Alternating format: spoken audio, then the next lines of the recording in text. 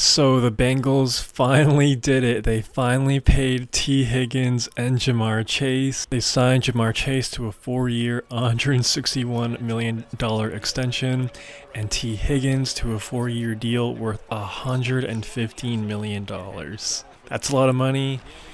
Jamar's deal also contains $112 million guaranteed, making him the highest paid non-quarterback in NFL history, while T. Higgins is the highest paid second string wide receiver ever. And Higgins' extension can also reach over $30 million per year if he reaches his incentives. Chase's average annual value is expected to be at $40.25 million per year, and he surpassed Justin Jefferson. He makes $35 million a year, so he got what he wanted. He wanted to surpass what Justin Jefferson was making, and he got it. So, fair play to Bengals ownership. They locked up their two receivers to monster deals. So, congrats to them. I'm sure Joe Burrow is pretty happy right now. But I don't know, man. Kind of a huge elephant in the room sort of situation. Again, congrats for signing Jamar Chase. No brainer for sure. Give him whatever he wants.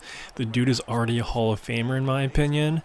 I think and I think when it's all said and done, he should be first ballot if he keeps doing what he's doing with Joe Burrow. But to give T. Higgins that much money, I'm almost kind of speechless. It just doesn't make any sense at all. Wide receivers don't win championships. Defense does. The interior line does. In the trenches does. It's great to have two wide receivers, but that's just too much money for T. Higgins, and the Bengals just have way too many holes offensively and defensively to make those two contracts happen. Again, Jamar Chase, no brainer. Give him whatever he wants, but I just don't like the move to sign T. Higgins at all, man. That defense is still terrible, and honestly, they still have to figure out what they want to do with Trey Hendrickson. I would have gave Trey Hendrickson a deal over T. Higgins. A pass rusher is much more critical than a wide receiver too. It's just bananas to me. But yeah, he's the highest paid wide receiver 2 in NFL history. I just think that's a red flag. I don't know, man. Definitely a bittersweet moment for sure for all Bengals fans. I'm sure the rest of the AFC North is probably pretty happy with this news. Kind of hard not to be, man, but yeah, man, you let me know if you agree with me. Do you agree with the Bengals paying Jamar Chase and T. Higgins, or do you agree with me in the mindset of they should have just traded him or spent the money elsewhere? Let me know in the comments below. And it's just crazy. The salary cap keeps going up every single year, every single offseason. A bunch of new players become the highest paid players in NFL history, etc., etc. So honestly, I don't know if it's because I'm no longer a kid, but these contracts that these dudes are making, it's just too much, man. It's too much. And I understand it's a business, supply and demand. NFL is king. The NFL is America. I get that, but at the end of the day, it's a game.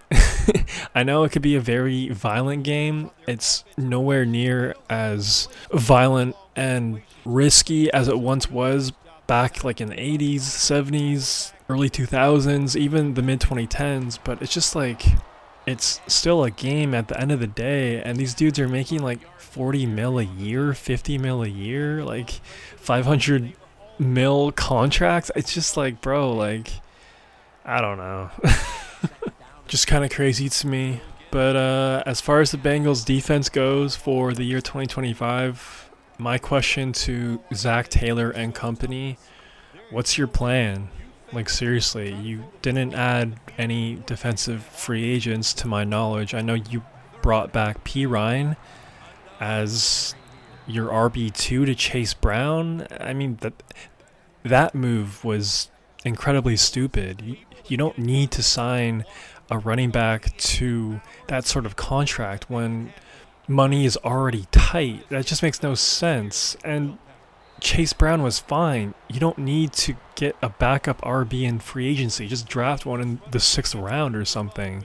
Like, and to sign Mike Gesicki to that contract as well, I don't like that move either. So, man, I don't think the Bengals are gonna be set up for success in the near future at all. I mean, how can they? I mean, I know I just talked about how the salary cap goes up and up every single year, but I'm telling you, championship teams aren't paying 2 wide receivers on their roster monster contracts. Like, seriously, go back and look at every Super Bowl team. You don't have 2 wide receivers just breaking the bank like this, man. It's just ridiculous. And I don't know, man. I mean, like, I'm sure the Bengals are going to be in a similar spot in the year 2025 where they're a playoff bubble team, or maybe they make the playoffs. But I just, like, they're probably going to trade Trey Hendrickson during the draft or sometime around that. So automatically, if they do that, they're already making their defense worse than what it already was. I mean, it was a historically awful defense last year, and that's why they missed the playoffs. It wasn't because of Joe Burrow. It wasn't because of Jamar Chase or T. Higgins or Chase Brown. All those guys were amazing last year. Just don't know how you don't learn your lesson. Like, why didn't you trade T. Higgins for a 2nd-round draft pick or a 1st-round draft pick, and draft a corner, draft a interior lineman, draft a pass rusher, draft a linebacker, just anybody, bro. But again, Bengals fans, am I being too negative right now? I don't know. I feel like I'm just being very real and realistic. But if you disagree with me, if you think the Bengals are, in if you think the Bengals are going to be in the Super Bowl conversations for the next 2-3 years, let me know. I just don't see it, bro. I just don't see it. And, like, I don't see how they're really going to add talent on this team unless they have just amazing, excellent drafts in the next couple of years, which is possible. But, yeah, I mean, definitely a bittersweet day for sure. But if you're a Bengals fan, I would definitely start to lock in on this year's draft, because if you want your team to be competitive in the next 2-3 years, they need to start off the 2025 draft in a big way. Just add as many defensive players as possible. And, it could happen. You never know. You never know. We've seen crazy turnarounds before, so it's not completely out of the question, but I'm just saying, like, to pay 2 wide receivers this amount of money, it's just not a formula for success. It's not a formula for championships. But,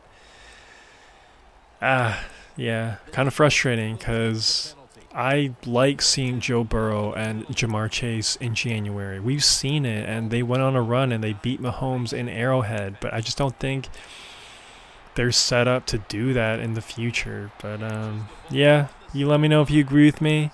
If you made this far, please subscribe and like the vid. It'd help out your boy a ton. That's all I got for right now. Peace. It's 3rd long. Of course, the defense is looking for passes down the field. They're all over everything, and the pass goes incomplete.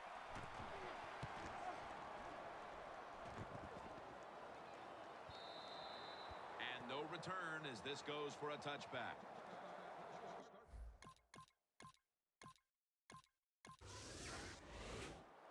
The Jets bringing their offense onto the field. It wasn't a very productive possession for them last time out, partner. They ended up punting. Well, you know what it was? It was a good filling out process. So they got some knowledge about watching the defense and what defenses they tried on them. So you've got to take advantage of that knowledge and come out here and make some plays. The Jets have it at the 39. And now here's the toss. And the timeout is called, so we're going to take a quick break and return in just a moment. 3rd down on the way.